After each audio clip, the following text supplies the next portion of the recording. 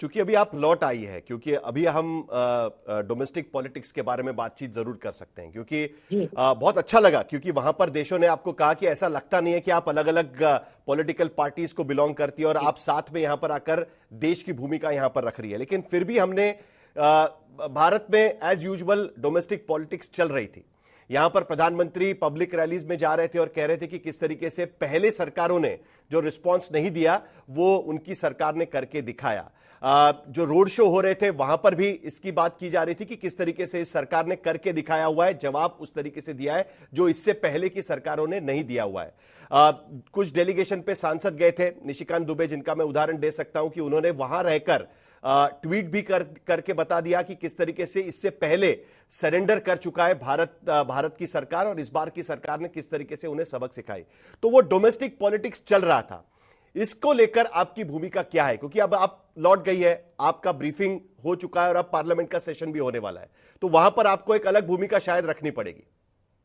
नहीं, बिल्कुल। देखिए, जब हम देश के बाहर जाते हैं तो देश के खिलाफ कभी नहीं बोलते। और आपको याद होगा, आदरणीय पवार साहब का स्टेटमेंट आया था कि अभी ऑपरेशन सिंदूर चल रहा है और ये नेशनल सिक्योरिटी का इशू है, तो इसमें हम सरकार के खिलाफ नहीं रहेंगे, हम सरकार के साथ रहेंगे जब तक ये ऑपरेशन पूरा नहीं होता।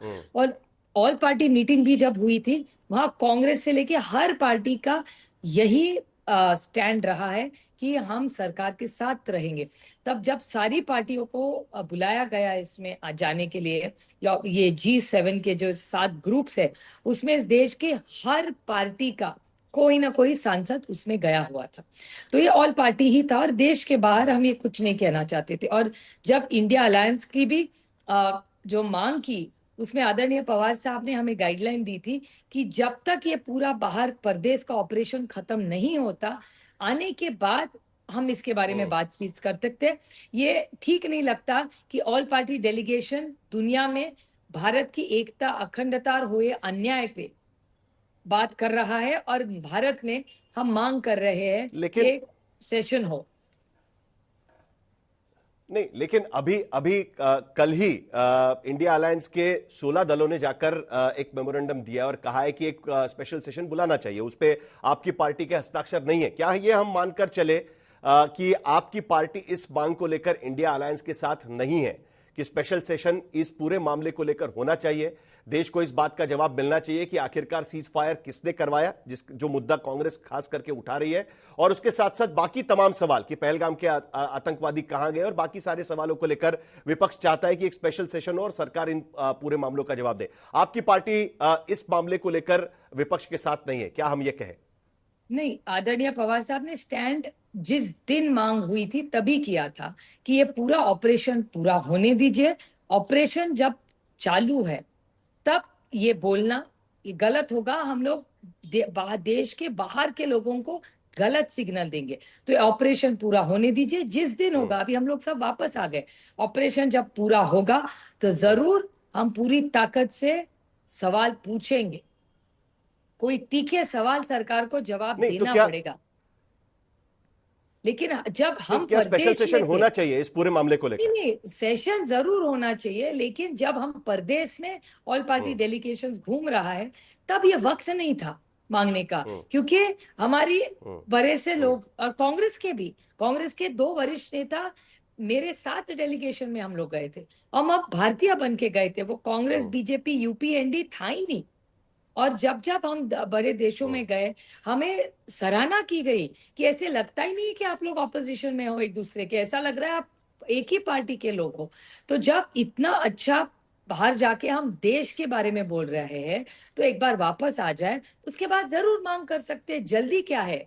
हमारा कहना था कि हड़बड़ी ना हो, पता नहीं क्योंकि क्यों हमें देश। देश में रहते हुए ऐसा नहीं लग रहा था कि सब लोग एक ही पार्टी, अलग अलग पार्टी के नहीं है, क्योंकि यहां पर कांग्रेस बार बार ये सवाल उठा रही थी। कुछ सवाल मैं आपके सामने रखना चाहता हूं। पहला उन्होंने मुद्दा यह उठाया कि सरकार की विदेश नीति फेल हुई है और इसी के वजह से अपोजिशन पार्टीज के नेताओं को साथ में ले जाकर इस तरीके से डेलीगेशन ले जाना पड़ा है, जिसमें आपको एक मौका मिला लीड करने का। कन्नीमोली एक जगह पर लीड कर रही थी डीएमके की और उसके साथ साथ शशि थरूर भी लीड कर रहे थे। दूसरा सवाल उन्होंने उठाया कि कोई मुस्लिम सांसद इनके पास है नहीं, इसीलिए उनको विपक्ष से मुस्लिम सांसद लेने पड़ रहे हैं। यह भी उन्होंने मुद्दा उस पर उठाया था। तो ये तीखे वार इस पूरे डेलीगेशन पर हुए थे। कई लोगों ने कहा कि यह डेलीगेशन भेजने की जरूरत भी नहीं थी। कांग्रेस पार्टी के नेता और यहां पर शिवसेना यूबीटी के नेता भी इस बारे में कह रहे थे। बड़ी विनम्रता से मैं कहना चाहती हूँ साहिल जी कि जिसका नाम आपने लिया उन सारों के सांसद इस डेलीगेशन में रहे, तो ये उनका अंतर्गत मामला रहेगा। हमारी पार्टी की लाइन बड़ी क्लियर थी, हम इंडिया अलायंस के साथ है, लेकिन हमारी सिर्फ इंडिया अलायंस से मेरी बात भी हुई थी और मैंने उनको सुझाव भी दिया था कि ये पूरा हमारा टूर होने दीजिए, उसके बाद जब हम वापस आएंगे तो जरूर हम पूरी ताकत से आपके साथ ये मांग करते हैं कि चर्चा होनी चाहिए, बिल्कुल होनी चाहिए। देश को पता चलना चाहिए कि सच क्या हुआ है। जो पहलगाम के बाद की बात है, ये पहलगाम जो हुए इसके बारे में हम एक आवाज में आतंकवाद की जड़ से उखाड़ देना चाहिए, ऐसी हमारी सबकी लाइन है।